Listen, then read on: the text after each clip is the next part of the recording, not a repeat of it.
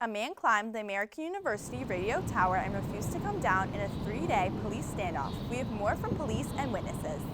And Washington, D.C. experienced an intense heat wave earlier this week, with temperatures nearing 100 degrees. We got some insight on how tourists and D.C. residents are dealing with the weather. The recent heat wave may be causing problems for the beautiful blooms around campus. What AU groundskeepers have to say coming up. Welcome to Discover the World of Communication News. I'm Emma Beatty. And I'm Michaela Simmons.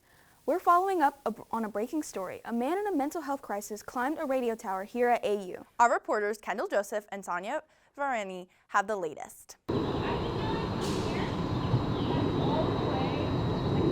And I believe he was maybe a facilities worker, a groundskeeper.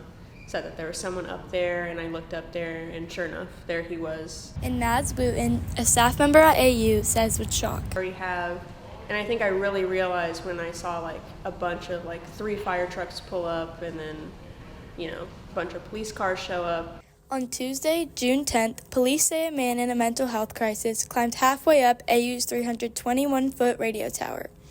The man was up there for over 60 hours before police say he ended his life by jumping Friday morning. It's pretty sad. He definitely, he's probably struggling with something. The moment was quite a scare for AU students and faculty as some of the buildings were placed on lockdown. I wish he could have gotten the help he needed, and I'm glad that a lot of people are treating the situation with empathy. Further details concerning the man's identity have not been released. However, most AU students and faculty seem to feel the same sadness and empathy when recalling the situation. That was Kendall Joseph and Sonia Varani reporting. Stay tuned as they bring you some updates here on Eagle News. Washington, D.C. has been experiencing a heat wave with temperatures reaching over 100 degrees, sending tourists inside museums to escape the heat instead of doing the typical outside activities. Shreya Rostaugi and I went to the museum, and we have the latest now.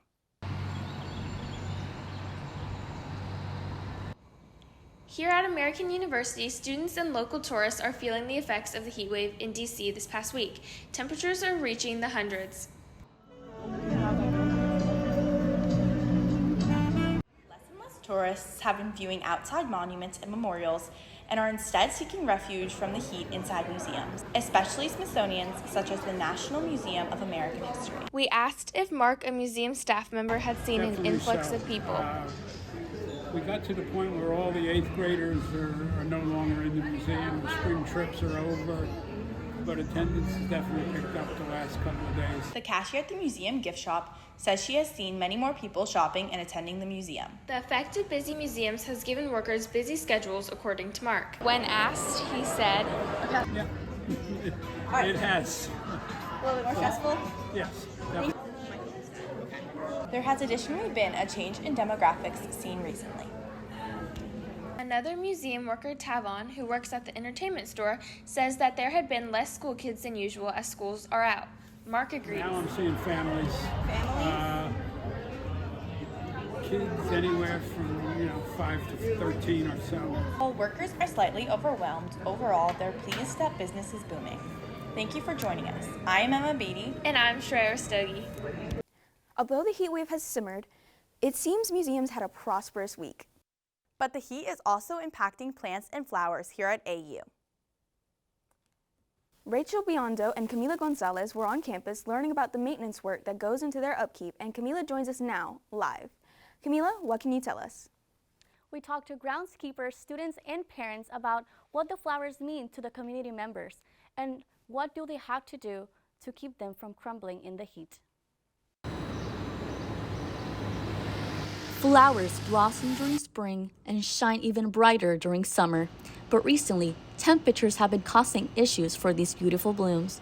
We spoke to a groundskeeper here at American University who says it takes more work to take care of these flowers in this heat. We get worried because some of the plants, they don't get enough water, and we have to use more water to hydrate them.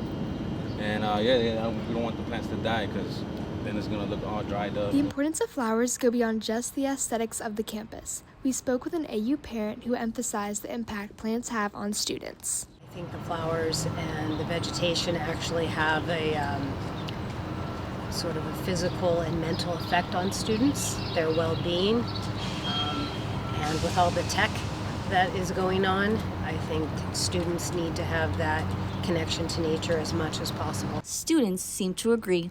One in particular shared how flowers can be stress relievers. Well, I mean, like, it's super important to have, like, flowers. I think, like, a lot of the times, like, classes can get, like, really stressed. Having nice flowers, like, flowers are beautiful. Like, everyone likes to look at flowers. It creates, like, a really good, like, atmosphere and vibe and energy. Clearly, students around AU appreciate the plants. They also seem to be advocates for investing in plant care. I think the university should 100% continue to invest in, like, gardening upkeep and gardening maintenance. It just makes our campus look beautiful. We want to, like, have a campus that we're, like, proud. Thanks to the hard work from the AU gardeners, the flowers are continuing to add life to campus even throughout these high temperatures. American University is designated as an arboretum holding over 500 different species of plants and flowers in our gardens. Wow, what beautiful flowers. We all appreciate the work that the gardeners put into creating the gorgeous campuses at American University. Thank you, Cammie. In the meantime, President Trump's executive orders are having impact on museums and cultural arts here in D.C. After recent controversy over artifacts being removed from the Smithsonian Museum of African American History, Mila Smith is there on the scene asking museum goers their thoughts. Open year-round, many people gather at the National Museum of African American History and Culture in Washington, D.C. to view the thousands of fascinating artifacts and history reflecting the rich culture of the African diaspora. A women's studies certificate, so I'm really interested in Black feminism, which is right here. I'm also from the Caribbean, so I'm interested in like this global construct, the Black diaspora, the slave trade, and how our countries are so intricately connected, particularly for me, for the arts. And how they're architecturally beautiful. It's just, how they've used media, different videos playing at the same time, and so your eyes are just feasting on all this information and knowledge. I'm 58 years old, and so many of these names I'm going, I've never heard of that person. Why? So now I'm learning. But as visitors admire the art, there's a cloud of uncertainty looming over the museum's future. President Trump's executive order in March 2025 proposing that artifacts and exhibits are, quote, not to be subjected to ideological indoctrination or divisive narratives that distort our shared history. That's one of the reasons why I wanted to come. In fact, I told several of my colleagues I wanted to come before it no longer existed, since I'm here. Guests expressed disappointment and frustration with art and history being removed from the museum. I don't care for him or respect him at all, and I think he needs to leave his fingers out. He's trying to control what we are exposed to and what we are learning about African Americans, and it's wrong. This is out of his purview, in my opinion. This is not for him to decide. It's an abomination that this administration is wanting to erase our culture and history. Since President Trump's orders, visitors' numbers have actually increased at the museum, according to Cronkite News. There's a lot more ahead here on Discover the World of Communication, Eagle News. That's right. We take you to another museum, this time on the campus, for a unique exhibit you won't want to miss. And we have exclusive interviews with the AU men's basketball coach and the star player after the team made it to the NCAA tournament. We have a team of reporters covering what's next. Stay with us. Welcome back to this Discover the World of Communication News. I'm Lauren Meal. And I'm Sonia Vrani. The Captain Museum here on campus has unveiled a new summer exhibition that tells a number of untold stories. Michaela Simmons is on the ground learning about the significance to the community. This exhibition holds sculptures, pictures, and much more that showcases some of the untold stories of Korean Americans, teens today, and a number of other important topics. The other show is by a high school teacher, David Douglas. That you see, it's an opportunity to look at different aspects of the art world, as well as something that also has historic importance, like the Vietnam photographs. Some of these works date as far back as 50 years and have over 6 dozen total artists showcased.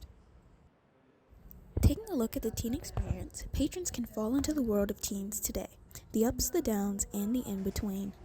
These installations and works were created by student artists of the Montgomery County Public Schools Visual Arts Center, who poured their heart and soul into creating genuine glimpses into the lives of many teens today. A lot of the work has to do with surviving COVID and the isolation that caused. Well, I think that these are pretty much, it's work that you wouldn't see anyplace else. Go and see really great collaborations with high school students. That's really powerful, and there's nothing sort of high school about them if you saw them. Last but certainly not least, we take a look at the Korean section of this exhibition, which contains works from over 30 artists. It celebrates the culture and heritage of Koreans past and present. The name of the exhibition, Soaring or Narsha, can be traced back to symbolize new beginnings, which precisely symbolizes the transformation and recognition of Korean culture this exhibit represents.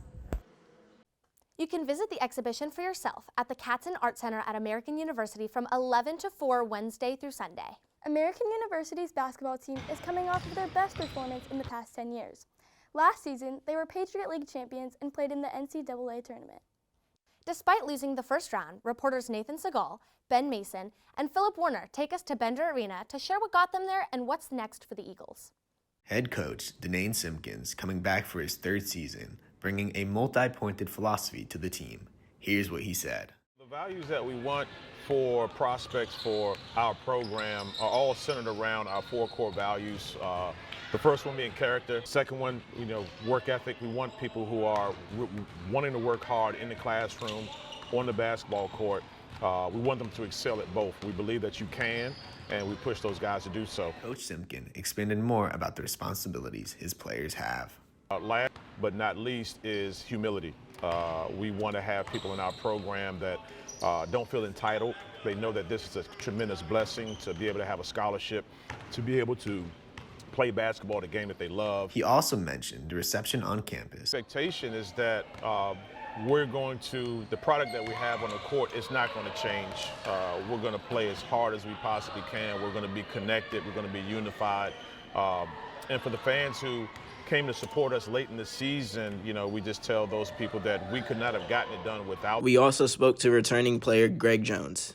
I think just being in the NCAA tournament, that creates like a baseline of where we want our program to be. So when you create a baseline, you don't want to go under that baseline. So now that's like the expectation. Greg also spoke about his own gameplay and what he wants for the next season. I have to work harder and expand my game more. We're ready for a great season. Go Eagles, and back to you guys. And AU basketball rising star Greg Jones just wrapped up his sophomore season, ending as a Patriot League champion, Patriot All-Defensive Team player, and an All-Patriot Tournament team player. Now, he's walking into next season as the leader and the only returning starter. Lauren Winfrey and I got an exclusive interview with Jones. In this exclusive interview, Jones opened up about his development, leadership, and growth. Inside American University's gym, returning junior Greg Jones moves with purpose on both offense and defense. Over the past 2 seasons, he's matured from a freshman reserve to a reliable starter and defensive standout. Last season, Jones averaged around 10 points and 4 rebounds per game, shot efficiently around 50% from the court, and was a key contributor on defense. I think it's just prepared me for more things outside of basketball. American has a great business program, so I'm getting exposed to a lot of things. I'm getting exposed to a lot of good basketball, but other things like internships, opportunities to talk to people. American's just giving me the whole well-rounded type of experience that I think a lot of student athletes kind of forget about and that I need. Additionally, Jones has built strong chemistry with his teammates like Matt Rogers, one of the team's leading scorers last year. He grew a lot from that freshman year to sophomore year jump. He took a big leadership role. He was a consistent starter in his second year, so he's going to be a tremendous leader, vocal leader. He's going to grow even more coming up this year because we'll have 9 freshmen coming in, so he's going to be a better vocal leader. I'm excited to see that. Greg Jones remains the only returning starter from last year's championship team. His steady play, leadership, and experience gives AU a firm foundation as they prepare for the season ahead. Win as many championships as I can, win as many games as I can, because when you win, you get individual stats, you get individual spotlight. So winning it makes everything good and creates a good feeling around the campus. Training camp is well underway, and the team will play their first game Monday, November 3rd. Each year, hundreds of students come from across the world to take part in the National Student Leadership Conference hosted at American University. Alejandra Jimenez and Angel Alicea got to ask students about their experiences in the program. And Alejandra was here live to tell us more. Alejandro? Hundreds of students attend the National Student Leadership Conference every year across 14 prestigious college campuses. Here at American University, we got some interviews with some attendees. Let's take a look. Students come from all over the world to attend NSLC. We interviewed one to see how the program has been treating her. It's been really great. I really like the treatment. They really make us feel like home to us, and especially like from coming from so far away, it makes it really feel safe and a good environment. And she tells us what it's like being here from Puerto Rico, especially during a heat wave. Well, right now because of the heat, it's really similar, but yeah, like the construction is different, and then the teachers. I really like the ambience here and like all the decorations. And students have projects they are working on. We had to bounce around for a few different ideas for getting interviews. Some people wouldn't want to interview with us, but now I think we're focusing in on the flowers around campus and how they're being impacted by the heat, because we got a good interview with a gardener, and it's coming together nicely. Many students are staying in McDowell Hall on campus. We went there to find out what they're working on. So we have a public health project. So we have to investigate a real public health issue, and we have to come up with a realistic solution for it with a budget of $100,000. And then we also have a CDS activity, so clinical diagnostic simulation. So all of our TAs pretended to be patients, and we pretended to be doctors. Jackson says he loves his TAs. One of my TAs, shout out to Sarah, she pretended to be a child. Her name was Tia Coffee. And I walk in, and she's literally just huddled in the corner in the closet. I was a little awkward, hard not to laugh. You don't expect to see that. We're so glad that students at NSLC are having a great time in their program, are enjoying their stay at American University. Thanks for joining us for Discover the World of Communication, Eagle News. I'm Sonia Varani. And I'm Lauren Meal. Have a good day.